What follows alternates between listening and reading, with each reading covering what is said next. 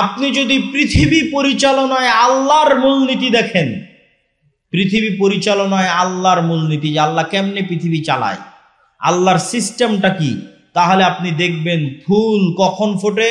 সকালে। আপনি এটা আল্লাহ সিস্টেম করে দিয়েছে যে ফুল ফুটবে সকালে।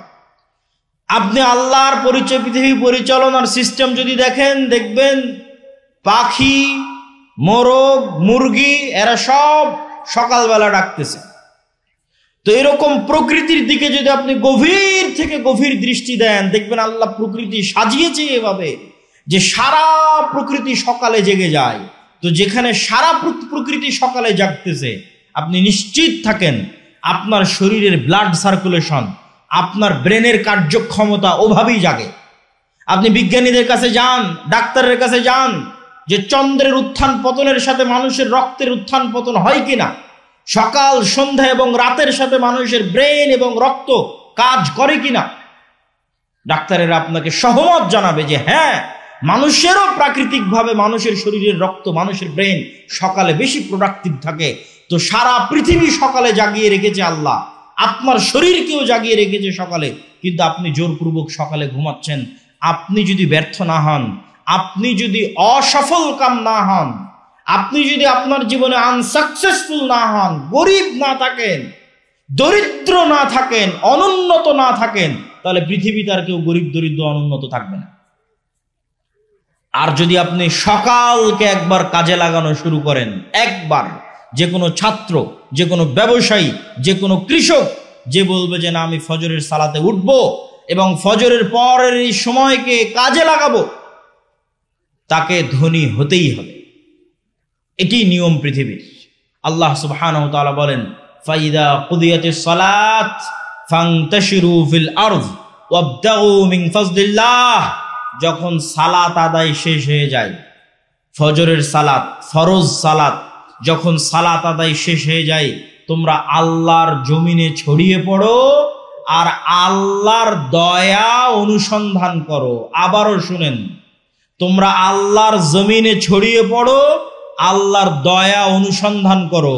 ওই যে একটা ধানের বীজ বপন করেছেন, ওখান থেকে গাছ উৎপন্ন হচ্ছে, এটা আল্লাহর দয়া। পৃথিবীর প্রত্যেক ইঞ্চি জায়গায় আল্লাহর দয়া ছড়িয়ে ছিটিয়ে আছে। পৃথিবীর এমন কোন জায়গা যেখান থেকে 1 টাকা হালাল উপায়ে অর্জন করা যাবে, ওই 1 টাকা আল্লাহর দয়া, ওইটা আল্লাহ অনুসন্ধানে বেরিয়ে পড়তে বলেছেন। ফজরের সালাতের পর আল্লাহ সুবহানাহু ওয়া তাআলা ঘুমাতে বলেননি। অতএব হে যুবক ভাইয়েরা, হে চারঘাটের মানুষেরা, আপনাদের যে লাইফ স্টাইল, জীবনের যে ধরন, এটা আপনার স্বাস্থ্যকে ধ্বংস করছে, আপনার শরীরকে ধ্বংস করছে, আপনার সময়কে নষ্ট করছে, আপনাকে গরিব বানিয়ে দিচ্ছে। এই সময়কে আপনাকে কাজে লাগাতে হবে। এই পুরো 24 ঘন্টার সময়ের মধ্যে সকালের পরের দ্বিতীয় গুরুত্বপূর্ণ সময়, একটা গুরুত্বপূর্ণ সময় আপনাদের সামনে আলোচনা করলাম সকাল, আর একটা দ্বিতীয় গুরুত্বপূর্ণ সময় হচ্ছে রাতের শেষ ভাগ। আল্লাহ সুবহানাহু ওয়া তাআলা যদি পৃথিবীতে কাউকে বড় থেকে বড় সফলতা দান করতে চান, যে বড় থেকে বড় সফলতা আল্লাহ দান করবেন, তাহলে রাতের সালাত, রাতের শেষ অংশের সালাতের কোনো বিকল্প নাই, যাকে বলে তাহাজ্জুদের সালাত। একটা দলিল দিয়ে এই পয়েন্টের আলোচনা শেষ করব। আল্লাহ সুবহানাহু ওয়া তাআলা রাসূল সাল্লাল্লাহু আলাইহি সাল্লামকে বলছেন কোরআনে, ওমিনাল লাইলি ফাতাহাজ্জাদ বিহি নাফিলাতাল লাক আসা আইয়াবআসাকা রাব্বুকা মাকামান মাহমুদা। হে মুহাম্মদ বলেন সাল্লাল্লাহু আলাইহি ওয়াসাল্লাম, আপনি অবশ্যই রাতের শেষ অংশে সালাত আদায় করুন। আপনি অবশ্যই রাতের শেষ অংশে অল্প হলেও সালাত আদায় করুন। এই সালাতের মাধ্যমেই আপনার প্রতিপালক আপনাকে শ্রেষ্ঠতম মর্যাদা দান করবেন। তো আমাদের নবী মুহাম্মদ সাল্লাল্লাহু আলাইহি ওয়াসাল্লামকে আল্লাহ অনেক বড় সম্মান দিবেন। তো ওই সম্মান দেওয়ার জন্য, সম্মান পাওয়ার যোগ্য হওয়ার জন্য আমাদের নবীকে আল্লাহ বলছেন যে আপনি রাতের শেষ অংশে সালাত আদায় করুন। আগের যুগের মুসলমানদের পায়ের নিচে রোমান সাম্রাজ্য আর পারস্য সাম্রাজ্যের মতো বড় বড় সাম্রাজ্য এমনি ধুলায় ধূসরিত হয়ে যায়। তাদের কাছে ছিল কোরআনের শক্তি, তাদের কাছে ছিল রাতের শেষ অংশের সালাতের শক্তি। রাতের শেষ অংশের সালাতের চোখের পানির শক্তি এবং পাওয়ার তাদের কাছে ছিল, এবং ফজরের পরে না ঘুমানো বরকত তাদের কাছে ছিল, কোরআনের সাথে কানেক্টিভিটি তাদের কাছে ছিল। আমাদের কাছে কি আছে? আমরা জীবন যাপন করছি, ঘুম থেকে উঠছি এবং ঘুম যাচ্ছি পশুর মতো। তারপরেও যে আল্লাহ সুবহানাহু ওয়া তাআলা আমাদেরকে বাঁচিয়ে রেখেছেন, এই অবস্থায় রেখেছেন, আল্লাহর শুকরিয়া। কিন্তু আমাদের ওই রকম কোনো যোগ্যতাই নাই। আমরা ঘুম থেকে উঠছি পশুর মতো, ঘুমাতে যাচ্ছি পশুর মতো। সম্মানিত উপস্থিতি, আমরা আলোচনা করছিলাম সময়ের গুরুত্ব সম্পর্কে। এবার এই সময়ের গুরুত্বের শেষ পয়েন্ট, তারপরে আমার বক্তব্যের দ্বিতীয় অংশে চলে যাব, ইসলামী রাষ্ট্র। সময়ের গুরুত্বের শেষ পয়েন্ট হচ্ছে সময়কে আপনি কাজে লাগাবেন কিভাবে। এর ওপর আজকের আধুনিক বিশ্বে অসংখ্য বই পুস্তক তৈরি হয়েছে, যার নাম দিয়েছে ইংরেজিতে টাইম ম্যানেজমেন্ট, সময়কে ম্যানেজ করা। তো অসংখ্য বুদ্ধি, উপায়, কৌশল সব দেওয়া আছে। কিন্তু আমি আপনাকে বলবো, ইসলাম নিজেই নিজেই একটা টাইম ম্যানেজমেন্ট। ইসলাম নিজেই একটা টাইম ম্যানেজমেন্ট, আর এটা হতে হবে। কেননা আল্লাহ তো সময়কে সৃষ্টি করে ছেড়ে দিয়েছে। এই সময়ই মানুষের জীবন, এই সময়েরই আল্লাহ হিসাব নিবে। এই সময়ের মধ্যে মানুষ হারিয়ে যাবে। মহাকালের গর্ভে হাজার হাজার লক্ষ লক্ষ কোটি কোটি মানুষ হারিয়ে গেছে, আবার মহাকালের গর্ভে আমরা হারিয়ে যাবো। এই মহাসময়, এই মহাসময়ই তো সব কিছু। তো এই জন্য সময়ের গুরুত্ব তো ইসলামে থাকবেই। তারপর আপনাদের বুঝানোর সুবিধার্থে বলি, ইসলামের কোন ইবাদতটা সময়ের সাথে সম্পৃক্ত নয়? আপনি নিজে বসে থেকে এখন চিন্তা করেন যে ইসলামের কোন ইবাদতটা টাইমের সাথে রিলেটেড নয়। যেমন 5 ওয়াক্ত সালাত, এটা কি সময়ের সাথে সম্পৃক্ত না সম্পৃক্ত না? না এমনি এক সময় উঠে একবারে 5 ওয়াক্ত সালাত আদায় করে নিলাম যে হয়ে গেল, এইটা কিন্তু হবে না। যে আমি ঠিক আছে এখন 10টা বাজে, এই 10টার সময় 5 ওয়াক্ত সালাত সমান যতগুলো রাকাত হয় তার সব একবারে পড়ে নিলাম, সারা দিনের নামাজ শেষ। এরকম কোন ফতোয়া আছে? তাহলে প্রত্যেক সালাতের নির্দিষ্ট সময় আছে না? প্রত্যেক সালাতের সময় আছে, মানে ওই সময়টা তো চলে যাচ্ছে, সেভ হয়ে যাচ্ছে। ওই সময়ের মধ্যে আপনি কি করলেন? ওই সময়টুকুর মধ্যে আপনার একটা সালাত থাকা লাগবে। আপনার জীবন থেকে একটা সময় রানিং, আল্লাহ মহাকাল সৃষ্টি করে দিয়েছে, দৌড়াচ্ছে, হাজার হাজার কোটি কোটি কিলোমিটার গতিতে দৌড়াচ্ছে, যেটা আমি দেখতে পাচ্ছি 24 ঘন্টা। এই দৌড়ানোর মধ্যে আমার একটা কাজ থাকতে হবে। সকালে ফজর, দুপুরে জোহর, বিকেলে আসর, মাগরিব, সন্ধ্যায়, রাতে এশা, এগুলো একটা করে ছুটে গেল, মানে ওই সময়টা গ্যাপ চলে গেল, মানে ওই সময়ে আর আমার নামে কোনো নামাজ নাই, গ্যাপ। সময় কিন্তু সেভ হয়ে গেছে, সময় কিন্তু পার হয়ে গেছে, কিন্তু আমার নামে কোনো সালাত নাই। তো ইসলাম নিজেই একটা টাইম ম্যানেজমেন্ট। এখানে এমন একটা ইবাদত আপনি আমাকে দেখান যে ইবাদতের সময় দেওয়া নাই। আপনি যদি রমজানের কথা বলেন, আপনি যদি সাহারির কথা বলেন, আপনি যদি ইফতারির কথা বলেন, আপনি যদি ঈদের কথা বলেন, ঈদের নামাজের কথা বলেন, ঈদের নামাজ কখন পড়তে হবে, আপনি যদি কুরবানির কথা বলেন, কুরবানি কখন দিতে হবে, সিয়াম কখন শুরু হবে, নফল সিয়াম, সপ্তাহের সিয়াম, মাসের সিয়াম, প্রত্যেকটা ইবাদত সময়ের সাথে সম্পৃক্ত। জাকাতের কথাও যদি বলেন, জাকাতের হিসাব, ওটাও বছর, ওটাও সময়ের সাথে সম্পৃক্ত। হজের কথা যদি বলেন, হজ কখন করবেন, ওটাও সময়ের সাথে সম্পৃক্ত। সম্মানিত উপস্থিতি, তো ইসলাম নিজেই একটা টাইম ম্যানেজমেন্ট। কেউ যদি ইসলামকে শুধু অনুসরণ করে চোখ বন্ধ করে, তো ওর সময় নষ্ট কম হবে। তার শুধু একটা উদাহরণ দেয় যুবক এবং ছাত্রদের জন্য, যে ধরেন আপনি ফজরের সালাত পড়ে যুবকেরা হয়তো গেম খেলতে বসে গেছে, হয়তো কোথাও খেলা দেখতে বসে গেছে, হয়তো জুয়ার আড্ডায় গেছে। তো ও যদি বেনামাজি হয়, তো ওর আর কোনোদিন স্মরণ পড়বে না যে আমি কি করছি আর আমার কি করা উচিত। একটা মুভি দেখতেই সারাদিন পার হয়ে যাবে, একটা সিরিয়াল একের পর এক দেখতেই সারাদিন সারা রাত পার হয়ে যাবে। কিন্তু ওর যদি নামাজের বিষয়ে সচেতনতা থাকে, তাহলে জোহরের যখন আজান হবে, ওকে উজু করতে হবে, ফ্রেশ হতে হবে, মসজিদে যেতে হবে। ও অন্তত একটা ভাবার সময় পেল, কিরে সকাল থেকে তো সব সময় নষ্ট করলাম, এখন কি করব জোহরের পরে। ঠিক আছে, জোহরের পর আবার সময় নষ্ট শুরু করলো, এবার আসরের সময় আজান হলো, উজু করলো, মসজিদে গেল, আবার চিন্তা করার সুযোগ পেল, এতক্ষণ কি করলাম, এখন কি করব। আবার মাগরিবের সময় চিন্তা করার সুযোগ পেল, এতক্ষণ কি করলাম, এখন কি করব। আবার এশার সময় চিন্তা করার সুযোগ পেল, এতক্ষণ কি করলাম, এখন কি করব। শুধু যদি সালাতই আদায় করে ওই ব্যক্তি, তো অন্তত দিনে 5 বার চিন্তা করার সুযোগ পায় যে আমি কি করছি, আমার কি করা উচিত। আর যদি ওই সালাতটুকু আদায় না করে, তো এইভাবে কতদিন পার হয়ে যাবে, কত মাস পার হয়ে যাবে, ও কোনোদিন কল্পনা করারও সুযোগ পাবে না। এইভাবে একদিন মৃত্যু চলে আসবে। সম্মানিত উপস্থিতি, তো সময় আল্লাহর অনেক বড় নিয়ামত, আমাদেরকে সময় মূল্যায়ন করতে হবে। বিশেষ করে ফজরের পরের সময়, বিশেষ করে রাতের শেষাংশের সময় যদি কেউ মূল্যায়ন করতে পারে, জাতি হিসেবে আমরা সফল হব। আল্লাহ কবুল করুক, আল্লাহুম্মা আমিন। বক্তব্যের দ্বিতীয় অংশ, আমি আপনাদের অধৈর্য হওয়ার আগে বিদায় নিব। কেন? আমি আসছি ঢাকা থেকে, আমাকে যেতে হবে ঢাকা।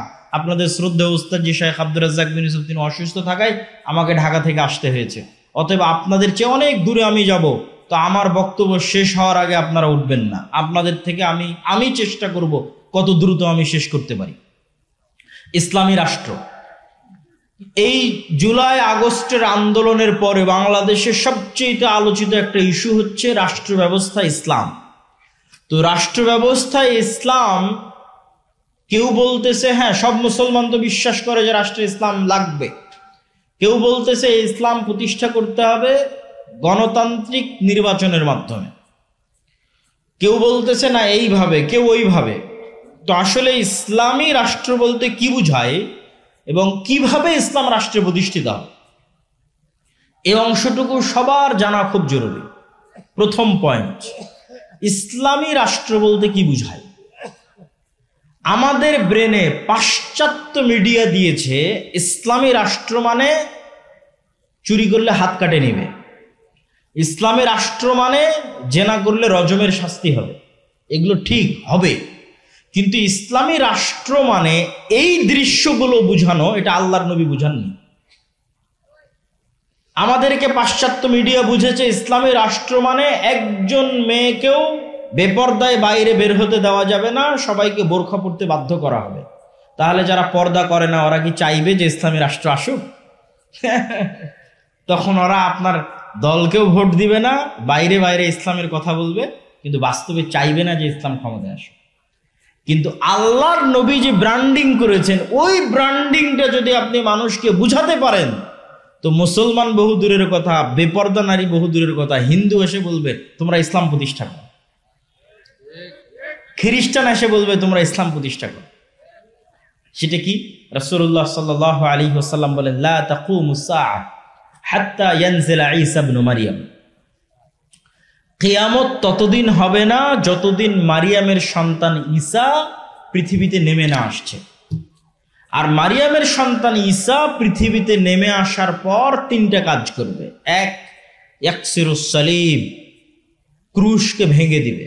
ওয়া ইয়াকতুলুল খিনজির, শুকুরকে হারাম ঘোষণা করে পৃথিবী থেকে বিদায় করে দিবে। তিন নাম্বারটা হচ্ছে সবচেয়ে গুরুত্বপূর্ণ, আগের দুটো ভিন্ন পরিবেশের সাথে সম্পৃক্ত। কি পরিবেশ সেটারও একটু ইঙ্গিত দিব। আর তিন নাম্বারটা হচ্ছে মূল, সেটা কি? উনি সমগ্র পৃথিবীতে হাকামান মুকসিতা, সমগ্র পৃথিবীতে ঈসা আলাইহিস সালাম ন্যায় বিচার প্রতিষ্ঠা করবে। বলেন আল্লাহু আকবার। ন্যায় বিচার, এটা হচ্ছে রাষ্ট্রে ইসলামের ব্র্যান্ডিং। যে ইসলাম রাষ্ট্রে গেলে কি হবে? আপনার মানুষ আপনাকে বলবে ইসলাম রাষ্ট্রে গেলে হাত কাটবে, কেউ বলবে রজম করবে, কেউ বাধ্য পর্দা করবে। আল্লাহর নবী বলছেন ইসলাম রাষ্ট্রে গেলে সমগ্র পৃথিবীতে কি প্রতিষ্ঠা হবে? ন্যায় বিচার প্রতিষ্ঠা হবে। মানে একজন মানুষও মাজলুম থাকবে না, একটা হিন্দু মাজলুম থাকবে না, একটা কুকুরও মাজলুম থাকবে না। তার নাম ন্যায় বিচার। এবং এই ব্র্যান্ডিং এর কারণেই ইসলামে ন্যায়ের গুরুত্ব কত বেশি। রাসূলুল্লাহ সাল্লাল্লাহু আলাইহি ওয়াসাল্লাম বলেন, সাবআতুন ইউদিল্লুহুমুল্লাহ ইয়াওমা লা দিল্লা ইল্লা দিল্লু। 7 শ্রেণীর মানুষকে কিয়ামতের মাঠে আল্লাহ বিশেষ ছায়া দিবে। তার 1 নাম্বার ন্যায়পরায়ণ দায়িত্বশীল। মানে যে ন্যায়পরায়ণ দায়িত্বশীল, ওই নাম্বারিং এ যে 1 নাম্বারে চলে গেছে, তো তাহাজ্জুদ গুজার ব্যক্তিকে পিছনে ফেলে কিন্তু 1 নাম্বারে গেছে। নফল সিয়াম পালনকারী ব্যক্তিকে পিছনে ফেলে 1 নাম্বারে গেছে। আর যত ফাজাইলে আমল আপনার জানা আছে সবগুলোকে পিছনে ফেলে 1 নাম্বারে গেছে ন্যায়পরায়ণ দায়িত্বশীল। কেননা ওইটাই সবচেয়ে কঠিন, ওইটাই সবচেয়ে কঠিন। আর ওইটা একমাত্র সত্যিকার মুসলিমই ওইটা প্রতিষ্ঠা করতে পারবে। ন্যায়ের গুরুত্ব আল্লাহর নিকটে কত বেশি, আল্লাহ সুবহানাহু ওয়া তাআলা বলছেন, ইন্নাল্লাহা ইয়া'মুরুকুম বিল আদল। আল্লাহ তোমাদেরকে ন্যায় প্রতিষ্ঠা করার আদেশ দিয়েছেন। আল্লাহ আরো বলেন, লা ইয়াজরিমান্নাকুম শানআনু কওমিন আলা আল্লা তা'দিলু, হে মুমিনেরা, হে মুসলমানেরা, নির্দিষ্ট কোনো মানুষের প্রতি তোমার অন্তরে থাকা ক্ষোভ, নির্দিষ্ট কোনো দলের প্রতি তোমার অন্তরে থাকা হিংসা তোমাকে যেন অন্যায় করতে উদ্বুদ্ধ না করে, বরং ন্যায় প্রতিষ্ঠা করো, আর এটিই তাকওয়া। আল্লাহর নবী সন্তান সন্ততিকে চুমু দেওয়ার ক্ষেত্রে, ভালোবাসার ক্ষেত্রে ন্যায় প্রতিষ্ঠা করতে বলেছেন, আর আল্লাহ বিবাহের ক্ষেত্রে স্ত্রীদের উপর ন্যায় প্রতিষ্ঠা করতে বলেছেন যে যদি ন্যায় প্রতিষ্ঠা করতে পারো তবে একের অধিক বিয়ে করো। তো এতগুলো কথা কেন বললাম? রাষ্ট্রে ইসলামের ব্র্যান্ডিং ন্যায়, আর ঈসা আলাইহিস সালাম সমগ্র পৃথিবীতে ন্যায় বিচার প্রতিষ্ঠা করবে। এখন আপনার কাছে আমার প্রশ্ন যে ঈসা আলাইহিস সালাম যদি নিজে ন্যায় পরায়ণ না হয়, উনি কি ন্যায় প্রতিষ্ঠা করতে পারবে? পারবে না। তাহলে ঈসা আলাইহিস সালাম যে সমগ্র পৃথিবীতে ন্যায় প্রতিষ্ঠা করবে, তার জন্য এক নম্বরে ঈসা আলাইহিস সালামকে নিজেকে ন্যায় পরায়ণ হতে হবে। আর আল্লাহ সব নবীকে জন্মগত ন্যায় পরায়ণ করে পাঠিয়েছেন, মানে জন্মই দিয়েছেন নবীদেরকে ন্যায় পরায়ণ সত্যবাদী অবস্থায়। এখন আমার আর আপনার কাছে প্রশ্ন যে আমরা কি রাষ্ট্রে ইসলাম প্রতিষ্ঠার যোগ্য হতে পেরেছি? ওইটার প্রশ্নের এক নম্বর আসবে যে আমরা কি ন্যায় পরায়ণ হতে পেরেছি। যদি আমরা ন্যায় পরায়ণ হতে না পারি তো রাষ্ট্রে ইসলাম প্রতিষ্ঠার যোগ্য হতে পারিনি। এবার বাস্তব উদাহরণে আসেন। আপনাদের এই চারঘাট, বাঘা, রাজশাহীর এই অঞ্চলের যত মানুষ আপনারা এখানে উপস্থিত আছেন, যতজন মিডিয়ার মাধ্যমে শুনবেন, আশেপাশের পাড়া প্রতিবেশী সবার কাছে চেক করবেন আমার এই প্রশ্নটা। দুটো উদাহরণ দিব। এক, আপনার বাবার মৃত্যুর পরে অথবা আপনার দাদার মৃত্যুর পরে আপনি আপনার বোনকে অথবা আপনার আব্বা আপনার ফুফুকে আপনার দাদা অথবা বাবার সম্পত্তিতে ন্যায়ের সাথে তার পাওনা বুঝিয়ে দিয়েছে কি? প্রশ্ন। এক দল মানুষ পাবেন বুঝিয়েই দেয়নি, মানে বোনকে এই অজুহাত দিয়েছে যে সে ভাইয়ের বাড়িতে যাতায়াত করবে, এই জন্য ভাই তার সম্পত্তি ভোগ করবে। আর আরেক দল মানুষ বুঝিয়ে দিয়েছে ঠিকই, কিন্তু চারঘাট বাজারের দামি জমিটা নিজে নিয়েছে, আর বিলে নদীর মধ্যে ভাঙ্গনে যে জমিটা চলে গেছে সেটা বোনকে দিয়েছে। চরের জমি বোনকে দিয়েছে আর ভালো জমি নিজে নিয়েছে। তো এটা কি ন্যায় প্রতিষ্ঠা করেছে? সে ন্যায় প্রতিষ্ঠা করেনি। এবার রেজাল্ট কি? রেজাল্ট হচ্ছে এই ব্যক্তিকে যদি আপনি এখন রাষ্ট্র ক্ষমতায় বসান তো 16 বছর যা দুর্নীতি হয়েছে একদিনে তার চেয়ে বেশি করবে। তাহলে সে কি ন্যায় বিচার প্রতিষ্ঠা করতে পারবে রাষ্ট্রে? ও তো ওর বোনের সাথে ন্যায় বিচার প্রতিষ্ঠা করতে পারে না একটা ছোট্ট ফ্যামিলির মধ্যে। তাহলে কেমনে আল্লাহ মনে করবে যে এই মুসলমানটা যোগ্য যে একে ইসলামী রাষ্ট্রের দায়িত্ব দিতে হবে? আল্লাহ কেমনে মনে করবে? আল্লাহ তো বলে রেখেছে ইসলামী রাষ্ট্রের ব্র্যান্ডিং ন্যায় বিচার। তো ওর বোনেরই সম্পদ মেরে দিয়েছে। উদাহরণ 2, চারঘাট, বাঘা সহ আশেপাশের অঞ্চলে অসংখ্য জায়গায় বিবাহ হচ্ছে যৌতুকের ভিত্তিতে, হচ্ছে না? হচ্ছে। তাহলে যে যুবক তার স্ত্রী বা স্ত্রীর পরিবারের নিকট থেকে যৌতুক বাবদ টাকা গ্রহণ করেছে, সেটা প্রকাশ্যে হোক অথবা ছলে বলে কৌশলে হোক। ছলে বলে কৌশলে মোটরসাইকেল নিয়েছে, নেয়নি? নিয়েছে। ফ্রিজ নিয়েছে, এসি নিয়েছে। তো ছলে বলে কৌশলে হোক প্রকাশ্যে হোক, সে আরেক মানুষের সাথে আরেক পরিবারের সাথে অন্যায় করেছে। এটা অন্যায়, এটা মানুষের সাথে সম্পর্কিত অন্যায়। তো যার হাত থেকে তার স্ত্রীর পরিবার বা তার স্ত্রীর পিতা ন্যায় পায়নি, ওই ব্যক্তিকে আপনি রাষ্ট্র ক্ষমতায় বসিয়ে দিলেও গত 16 বছর যা দুর্নীতি হয়েছে তা 1 ঘন্টাতেই করে নেবে। 1 ঘন্টাতে অতটি টাকা কিভাবে চুরি করা যায় তার চেষ্টা করবে। কেননা সে তো তার শ্বশুরের সম্পদ দেখে লোভ সামলাতে পারেনি। তাহলে এই মুসলমানেরা রাষ্ট্রের ন্যায় প্রতিষ্ঠার যোগ্য? তাহলে এই মুসলমানদের হাত দিয়ে আল্লাহ রাষ্ট্রে ইসলামকে বসাবেন, তো ইসলামেরই তো কলঙ্ক হয়ে যাবে। সম্মানিত উপস্থিতি, তাহলে আবারও চলে আসে রাষ্ট্রে ইসলাম প্রতিষ্ঠার ব্র্যান্ডিং ন্যায় বিচার। তাহলে যে মুসলমান ন্যায় প্রতিষ্ঠা করার যোগ্য, ওই মুসলমানই রাষ্ট্রে ইসলাম প্রতিষ্ঠা করার যোগ্য। তাহলে মুসলমান ন্যায় প্রতিষ্ঠা করার যোগ্য নয়। 2, আজকের যুগের মুসলমানদের আরেকটা বড় সমস্যা হচ্ছে আজকের যুগের মুসলমানেরা সত্য বলা জানে না, আর মিথ্যা বললে কখনো নেতা হওয়া যায় না। মিথ্যা বলে কেউ নেতা হতে পারে না, সত্যই মানুষকে নেতা বানায়।